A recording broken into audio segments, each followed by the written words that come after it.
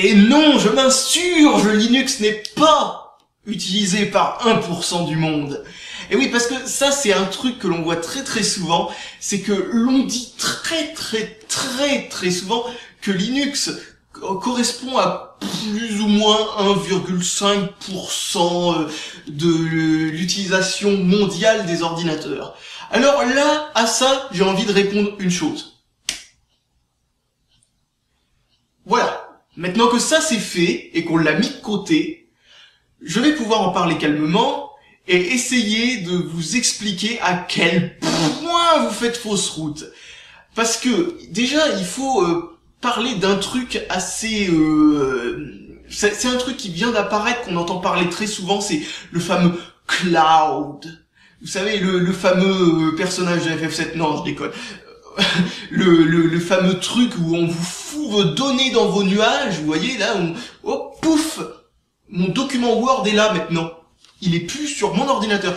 Tous ces trucs-là tendent à remplacer ce que vous pouvez faire réellement sur votre ordinateur par des trucs que vous faites en fait sur un autre ordinateur qui est au loin et pas sur votre propre ordinateur. Et ces ordinateurs, ils fonctionnent sous Linux. Bientôt, pour la grande majorité en tout cas, hein, parce que bien entendu Microsoft fait souvent jeux solo et dans leur coin ils essayent d'utiliser leurs propres infrastructures parce que ça ferait un petit peu con quand même pour Microsoft de dire oui nous vendons un truc qui s'appelle Windows Server et nous l'utilisons pas nous-mêmes. Ce serait un petit peu bête. Pour information, à une époque où Windows Server n'existait pas encore et qu'on devait normalement utiliser Windows XP Pro par exemple pour faire un serveur, ce qui est stupidissime parce que Windows XP Pro a jamais été un bon système d'exploitation pour les serveurs. Eh bien, même Microsoft était au courant que c'était une mauvaise idée parce que Microsoft a essayé de le cacher de toutes les manières possibles, en faisant faire en sorte, par exemple, que les ordinateurs Linux répondent « Je suis un ordinateur Windows, mais je suis compatible Unix ». Enfin, vous voyez ce genre de conneries. Eh bien, Microsoft a essayé de cacher qu'ils utilisaient des ordinateurs sous Linux. Maintenant, ils le font plus. Ça prouve déjà que Microsoft s'est amélioré dans ce domaine. Hein. Ça, déjà, c'est une bonne nouvelle. Donc, pour revenir au sujet initial, les ordinateurs, par exemple les serveurs, sont intégralement sous Linux, enfin intégralement c'est un peu trop quand même, parce que c'est faux. Ils sont dans les 75%, ensuite il y a 5% d'Unix et BSD, et le reste c'est du Windows. Ouais, Windows a quand même encore une bonne part hein, sur ce truc-là, sur les ordinateurs serveurs, mais ce sont souvent, vous savez, des petits serveurs, genre quelqu'un qui héberge son propre site chez lui, il fait tourner son petit serveur HTTP sous Windows et il le relie sur sa câble Ethernet. Vous voyez, ce genre de truc. Il y a aussi des grosses entreprises hein, qui utilisent des ordinateurs qui tournent sous des serveurs Microsoft, comme Microsoft. J'ai pas d'autres exemples donc je peux pas vous le dire, mais Google, Yahoo, eBay, eBay a été racheté par Microsoft mais ils utilisent encore des serveurs sous Windows, sous Linux, donc YouTube qui fait partie de Google, enfin tout ce qui appartient à Google, Facebook. Alors d'ailleurs Facebook ils sont carrément géniaux parce que eux ils utilisent Linux, mais vous savez ce qu'il y a de bien avec Linux, c'est que comme c'est open source, on peut le modifier pour améliorer les performances, améliorer les performances, pas forcément améliorer les performances en général, mais améliorer les performances pour son propre site, parce que bien entendu on peut pas faire un système d'exploitation universel qui convient aux meilleures performances pour tout le monde à la fois. Bon, Linux essaye de le faire, mais on n'y arrivera jamais. Donc Facebook, ils ont leur propre modification pour Linux, pour faire en sorte qu'ils aient moins besoin d'acheter des ordinateurs très puissants, pour faire en sorte que chez eux, ça soit plus performant pour ceux qui le font avec leurs ordinateurs. C'est génial, ça prouve d'ailleurs la force de l'open source, c'est-à-dire sa force c'est de pouvoir modifier le truc, et une autre force de l'open source quand c'est sous licence GPL, ce qui n'est pas du gaz liquide, enfin du gaz de pétrole liquéfié, c'est une licence en gros qui dit que si vous faites des modifications, vous devez les mettre en ligne pour que nous aussi puissions en profiter. Et ce qui fait que les modifications faites par Facebook pour Linux, si elles profitaient au monde entier, ont été améliorées, ont été ajoutées à Linux, et puis même nous-mêmes, en utilisant Linux, pouvons bénéficier des performances améliorées que Facebook a données à Linux comme ça. Et alors donc, vous êtes en train de vous dire, bon, Linux est utilisé par les serveurs, mais c'est juste les professionnels. Ok, c'est vrai. Mais les professionnels utilisent aussi beaucoup Windows. Là, je parlais des serveurs sur Internet. Les serveurs En général, quand on englobe serveur internet et serveur en entreprise, il y a 63% des ordinateurs qui tournent sous Unix et le reste tourne sous Windows. Tout simplement parce qu'il y a beaucoup de serveurs au sein même des entreprises, je parle pas au niveau de leur site internet, je parle au sein même des entreprises qui utilisent des logiciels propriétaires, qu'ils utilisent souvent depuis déjà très longtemps, et que malheureusement ils ne peuvent absolument pas s'en passer maintenant qu'ils sont coincés dedans, ou des fois c'est par choix, ils préfèrent utiliser Windows, hein, on peut pas leur en vouloir. Ils ont peut-être des raisons, comme je le disais, on peut pas faire un système d'exploitation qui soit le meilleur dans toutes les catégories. Windows est peut-être meilleur dans la catégorie qui les concerne, et c'est tout à fait louable.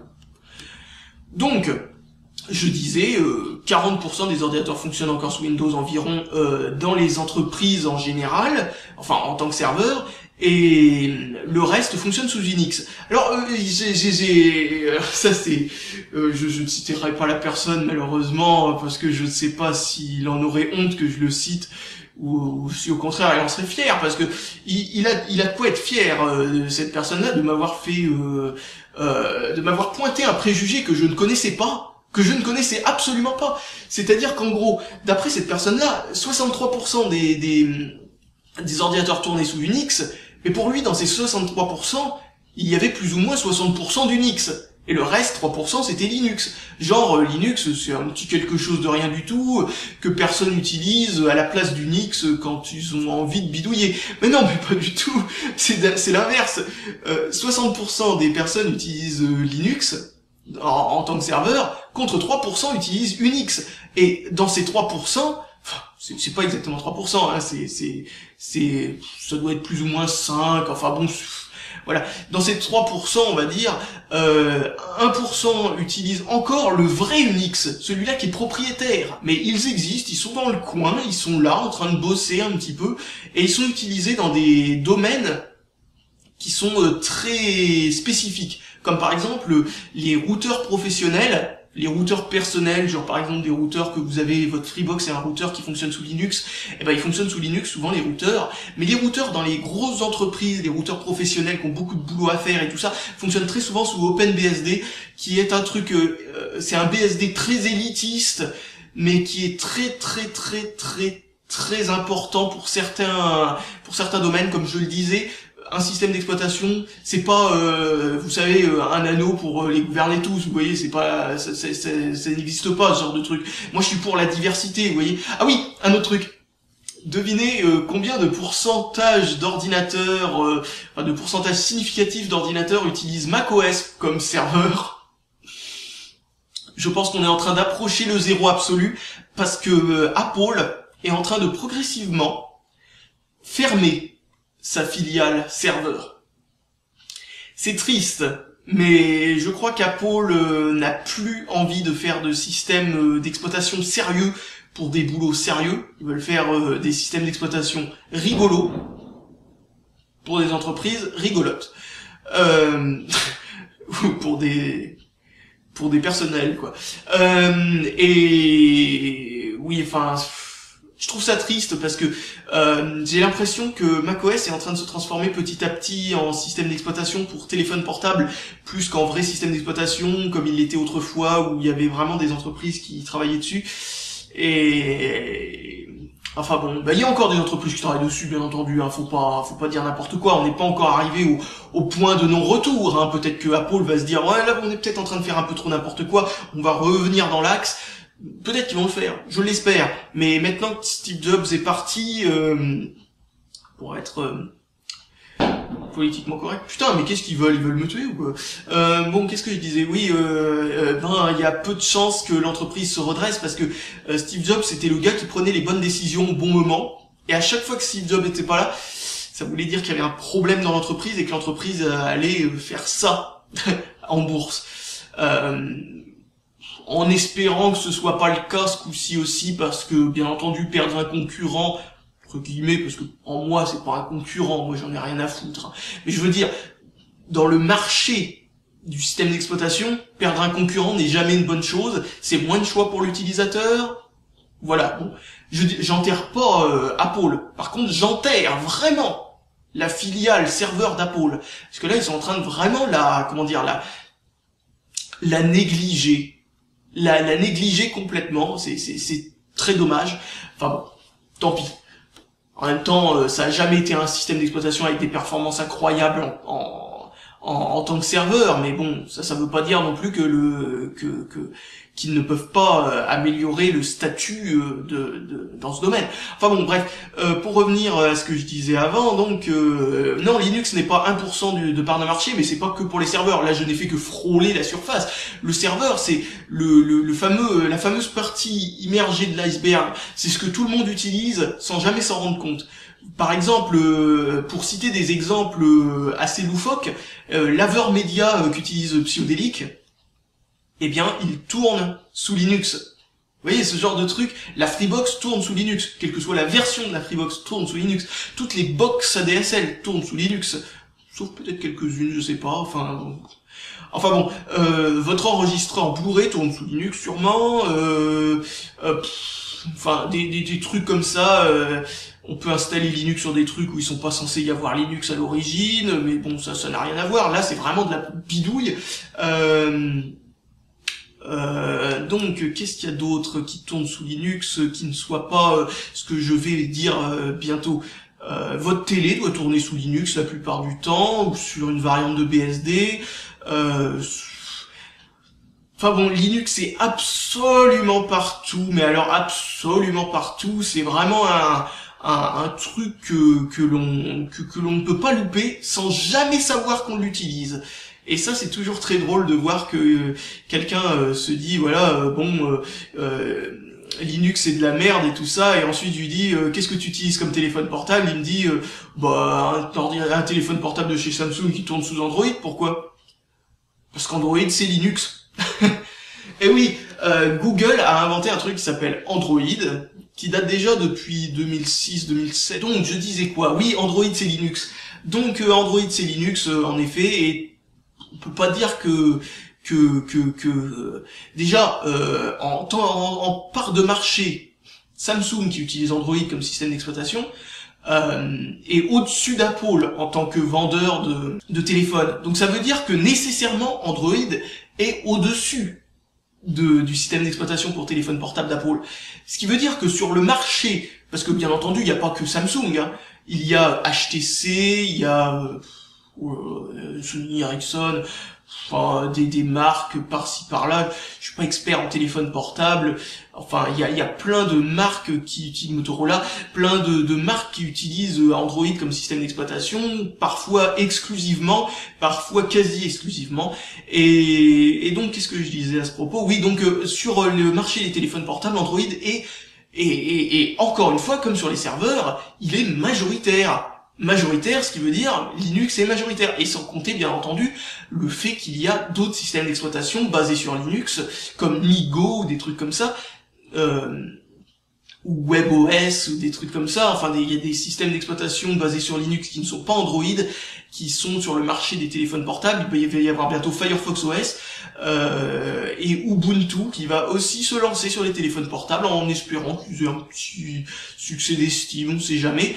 Même si j'y crois pas trop, parce que Android est déjà tellement bon et tellement implanté que bon, à mon avis, c'est peine perdue. Et donc sur les ordinateurs de type ordinateur de bureau, eh ben oui, c'est là où le bas blesse, c'est que il y a un léger souci de lisibilité de Linux sur ordinateur de bureau. Linux, oui, c'est 1%, mais seulement dans un seul domaine. C'est quand quand on combine tout ce qui est Linux dans le Linux de bureau, sans compter Linux dans les entreprises, sans compter Linux sur téléphone portable, sans compter Linux dans les routeurs, dans les box ADSL, dans les télés, sans compter Linux dans votre frigo, dans votre grille-pain. Non, je plaisante, mais enfin, je plaisante, mais il y a vraiment un frigo avec un panneau devant, avec marqué et tout ça, qui fonctionne sous Linux. Hein. Mais bon, bref, à l'origine c'était une blague. Mais comme quoi la réalité dépasse la fiction, et des fois la réalité dépasse l'affliction. Donc c'est sur ce jeu de mots moisi que je vous laisse, et que je vous dis essayez Linux, hein, c'est simplement parce qu'on ne vous l'impose pas que vous partez sur des préjugés négatifs. parce que si on vendait des ordinateurs, à mon avis, qui étaient directement fournis avec Linux, comme par exemple à une époque les Asus II PC, bah, il n'y avait pas grand monde qui se posait la question de savoir si on pouvait faire moins ou plus que sous Windows, tout simplement parce que au niveau du matériel lui-même, on peut pas forcément faire plus que ce qu'on pouvait faire sous Linux ou sous Windows. C'est un ordinateur très peu puissant, tu peux pas faire de jeux vidéo dessus, enfin, tu peux, mais c'est dans des conditions tellement lamentables que c'est presque mieux de pas pouvoir, quoi. Enfin bon, voilà, donc je suis sûr que avec de toute façon, d'ailleurs, installer Linux sur votre ordinateur ne vous empêche pas d'avoir Windows aussi sur votre ordinateur pour faire fonctionner les jeux Windows quand vous voulez jouer à un truc. Enfin bon, bref, c'est principalement par préjugés, en d'autres parties pour des raisons justifiées, bien entendu, mais 1%, ce n'est absolument pas justifié, surtout quand on sait le niveau d'effort qui est fait dans Linux, et le fait que Linux ne soit absolument pas fait par des bénévoles qui bidouillent dans leur garage, comme on peut croire et comme on peut le supposer par rapport à ce qu'on voit sur Internet comme préjugé, encore une fois, parce que faut quand même se rendre compte que Apple, c'est une entreprise qui vient au départ de 2 personnes qui bidouillaient réellement dans leur garage. Linux aussi.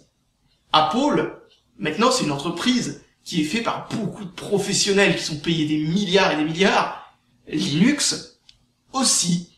Alors, on ne travaille jamais pour Linux à proprement parler. On ne travaille pas pour une entreprise qui s'appelle Linux Enterprise, ou je ne sais pas quoi. Non, ça n'existe pas. On travaille pour IBM, mais on travaille sur Linux. On travaille pour HP, on travaille sur Linux. Enfin, vous voyez ce genre de trucs. En gros, des grosses entreprises. Enfin bon, voilà. Donc je vous ferai une description plus variée avec plus de digression et tout ça dans une prochaine vidéo qui touchera sur ce sujet précisément. Allez, salut à tous et à la prochaine.